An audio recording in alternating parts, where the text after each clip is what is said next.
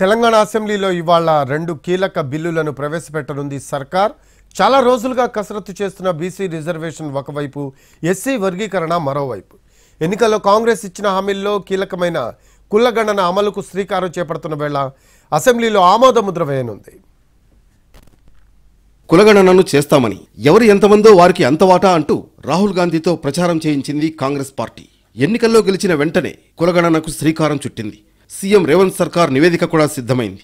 ఇక 42% బీసీలకు రాష్ట్రంలో రిజర్వేషన్ అమలు చేసేందుకు సిద్ధమైంది. ఈ బిల్లును నేడు అసెంబ్లీలో ప్రవేశపెట్టబోతోంది సర్కార్. మరో కీలక బిల్లు వర్గీకరణ అమలు. సుప్రీంకోర్టు ఆదేశాల మేరకు ప్రభుత్వం ఏకసభ్య కమిషన్ను నియమించడం, కమిషన్ నివేదిక రావడంతో అమలుకు శ్రీకారం చుట్టడం మొదలుపెట్టింది. ఈ బిల్లును కూడా ప్రభుత్వం చాలా వేగంగా అమలు చేస్తోంది. ఇవాళ సీఎం రేవంత్ రెడ్డి శాసనసభలో ప్రవేశపెట్టనున్నారు. ఇవాళ సభలో ప్రశ్నోత్తరాల తర్వాత 5 బిల్లులు ప్రవేశపెట్టనుంది ప్రభుత్వం. ఇందులో ఎస్సీ వర్గీకరణ, బీసీలకు రిజర్వేషన్ పెంపు బిల్లు కీలకమైనవి.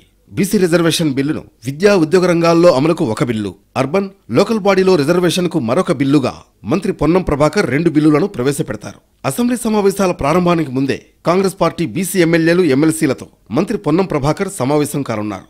చారిత్రాత్మక బీసీ కులగణన అనంతరం బీసీలకు 42% రిజర్వేషన్లకు ప్రభుత్వం చట్టబద్ధత కల్పిస్తూ బిల్లు ప్రవేశపెట్టనుండడంతో సమావేశానికి ప్రాధాన్యత ఏర్పడింది.